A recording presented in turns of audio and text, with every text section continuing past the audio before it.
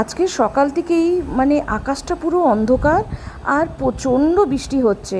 তো কালকে রাত্রিরেই না আমি একটু কাবলি ছোলা ভিজিয়ে রেখেছিলাম, ভেবেছিলাম কাবলি ছোলার ঘুগনি আর রুটি আজকে ওরা খেয়েও যাবে আর নিয়েও যাবে। কিন্তু এই ওয়েদারের জন্য ভাবলাম কি না, আজকে একটু বাটুরা করি, মানে মানে অথেন্টিক চানা বাটুরাই করি, কিন্তু পুরোপুরি আমি আমার নিজের মতন মানে নিজের প্রসেসেই করছি। চানাটা ফার্স্টে দিলাম প্রেশার কুকারে, তারপরে একটু নুন, হলুদ, কসুরি মেথি, তেজপাতা, জল দিয়ে এইটাকে এই 5টা থেকে 6টা সিটি সিম করে আমি দিয়ে দেবো।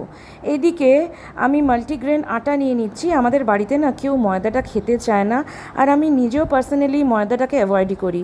দিয়ে দিলাম একটু মানে 1 পিঞ্চের মতন সোডা, 1/2 চামচের মতন বেকিং পাউডার, নুন দিয়ে এটাকে আমি ভালো করে মিক্স করে নিচ্ছি। তারপরে ময়ামের জন্য 1 চামচের মতন তেল আর দই দিয়ে দিলাম।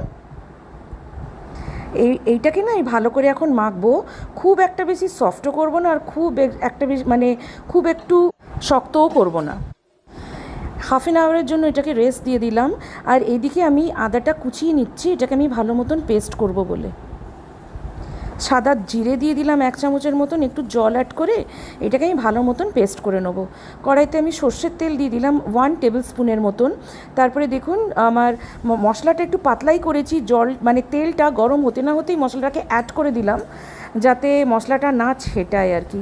তারপরে কাশ্মীরি লাল মির্চ, কসুরি মেথি, পাওভাজি মশলা 2 চামচ আর 1 চামচ ছোলে মশলা দিয়ে এই মশলাটাকে আমি ভালো করে কষিয়ে নিচ্ছি। ফ্যাটানো দই আমি দিয়ে দিলাম, এই 1 কাপের মতন দই দিলাম। দইটাকে দিয়ে ভালো করে নাড়াবো, নাহলে না দইটা না ফেটে যাবে। যখন ভালো মতন মশলাটা কষে যাবে, এই সেদ্ধ করা ছোলাটাকে আমি দিয়ে এটাকে আমি ভালো করে এই 10 মিনিটের মতন আমি ফোটাবো। একটু নুনটা টেস্ট করলাম, একদম পারফেক্ট। এবার লেচিগুলো রেডি করে দিচ্ছি, বাটোরাটা করে দেবো। ওরা স্কুল যাবে আর চিন্তা হচ্ছে এত বৃষ্টিতে স্কুল বেরোবে কী করে। যাকগে বাটোরাগুলো তাড়াতাড়ি করে নিচ্ছি, ওরা খেয়েও যাবে নিয়েও যাবে।